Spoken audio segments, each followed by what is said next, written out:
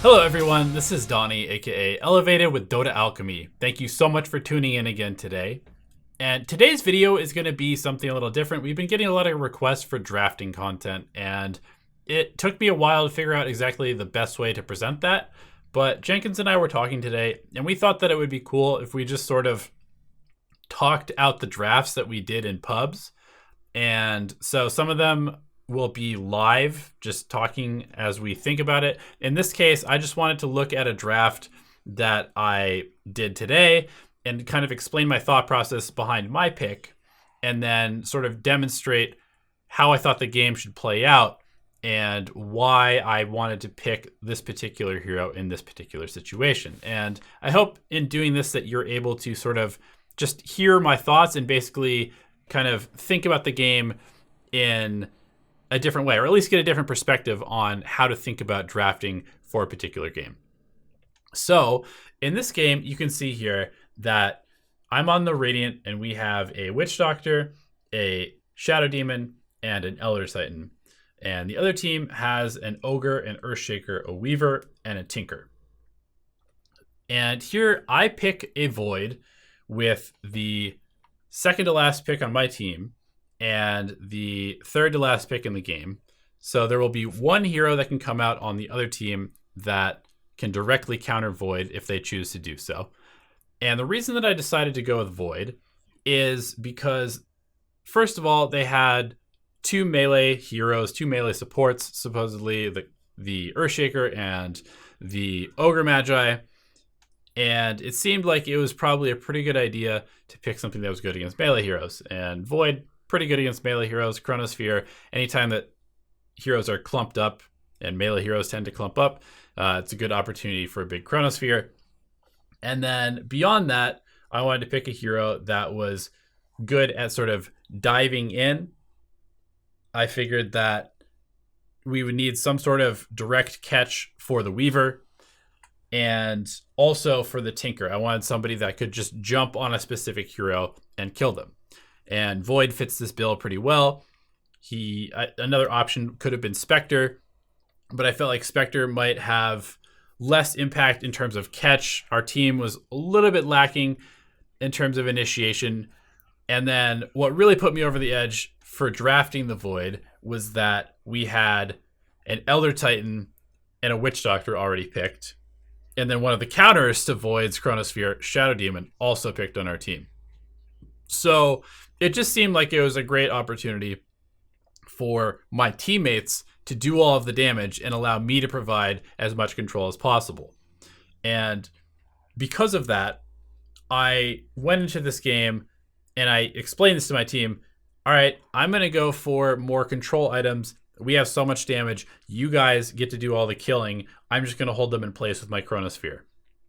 And I said that I was going to likely itemize towards an Ags and probably a Shadow Blade and maybe even a Blink Dagger to get the jump on the other heroes, because really it's just all about having that instant catch. And then once that happens, it's very easy for us to, put an Earth Splitter in there, a Zeus Nimbus Cloud, or a Death Ward just on the outside, which would completely wreck everybody inside the Chronosphere. So that was my thought process. And last pick, Naga Siren, is obviously pretty good against Void. It allows you to just sleep as soon as the Chronosphere comes out if you don't get caught in the Chronosphere. And so part of my thinking in this game now needs to consider that I should probably try to catch the Naga Siren in Chronospheres if possible, or at least have a good awareness of where the Naga Siren is before I use my Chronosphere. So one of the things to consider is that if you've decided to play this sort of more utility style of core, and in this case that was just the clear way that I was going to have to play this game, then you really need to make sure that you're taking advantage of the opportunities that you have.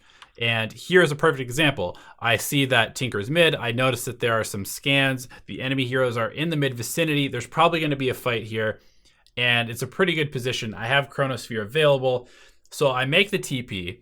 And unfortunately, I lag out just as I go to Chronosphere Tinker, and my Void ends up just walking out here, freezing, getting rooted, taking a bunch of damage, and then the fight doesn't go as planned. But really, that was a perfect opportunity for me to kill the Tinker, and I was looking to capitalize on it because I know that I'm not going to be going for a farming item like Battle Fury in this game. It just doesn't really make sense. I think if I were to go for a Battle Fury based on how the laning stage went, you can see that I'm fairly low in CS. We were pretty heavily contested in lane, and I probably wouldn't have very much impact in the game. And I don't really need to be the one shoving out lanes because it's more important for me to be making heroes like the Tinker and Weaver scared to shove out lanes by not being on the map. And that means that I need to go for less greedy items, and that means that I also need to take advantage of every time that I have Chronosphere to try and get that influx of kill gold or assist gold with my team, because otherwise I'm going to fall super far behind in the economy.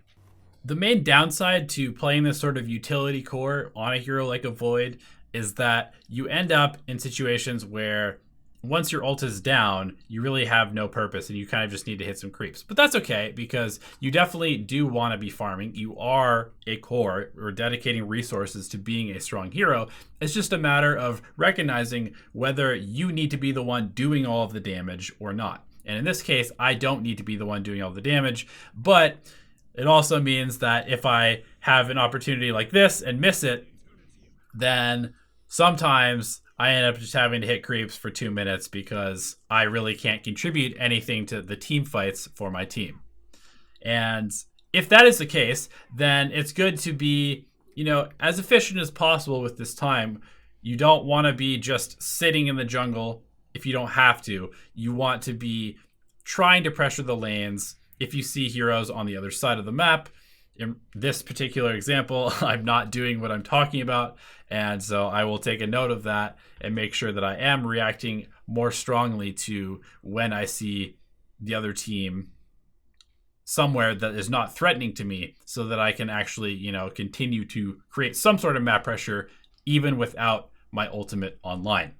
So looking at the enemy lineup, going into this game, we knew that Naga Siren Sleep could be definitely a problem.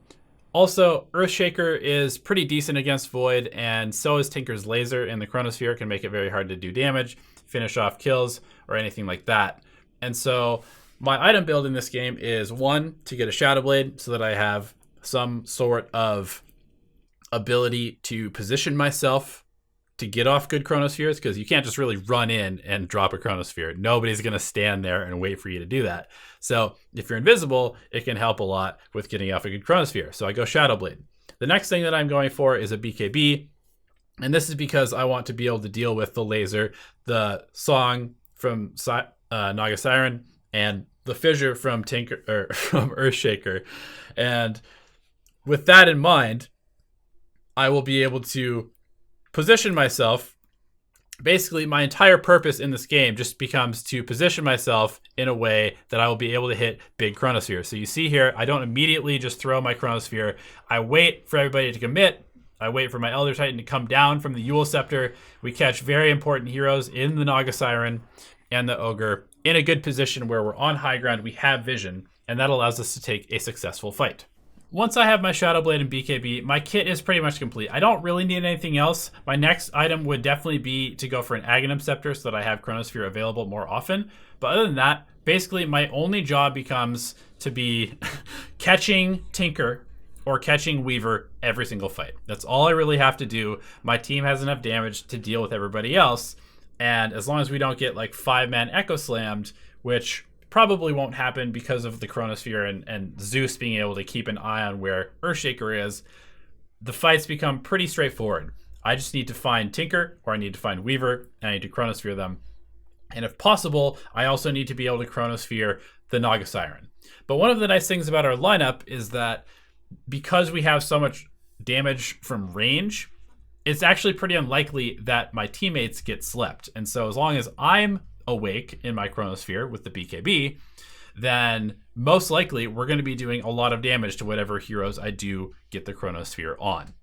And I just wanted to show the last couple of fights because it kind of just encapsulates how I put the idea of how I should play this game to work. You can see that I have a Refresher Shard and an Aghanim Scepter. I'm basically just looking for any opportunity, again, to chrono either the Tinker or the Weaver. And with this Refresher Aghanims combo, I'm able to dive in, kill the Tinker, and also chrono the Weaver, and then refresh, take the mid tower, and then when the Weaver shows up again, I'm able to, again, chrono him. And this allows us to get the Tinker out of the game. We force out the Weaver buyback. We're able to back out with only losing the Elder Titan after all that. Now, our team is pretty terrible at hitting towers, which is a little bit unfortunate, but we're pretty good at diving as well. And that's one of the most important parts about this, is that we have itemized and played in a way to where even though hitting towers is not our strength, we have the ability to win the fights around the towers, which allows us to then take them afterwards. So I'm really curious, what do you guys think about this type of content? And is this something you'd like us to do more of? I personally am actually getting to learn quite a bit about my own play just by reviewing these replays, reviewing the drafts, and putting things into perspective a little bit better for myself. So I want to continue doing these, and I hope you enjoy the content. Let us know in the comment section below what your favorite hero is to run as a utility core, and let us know if you like this content and whether we should make more of it. Thanks again for tuning in, everyone. We will see you next time.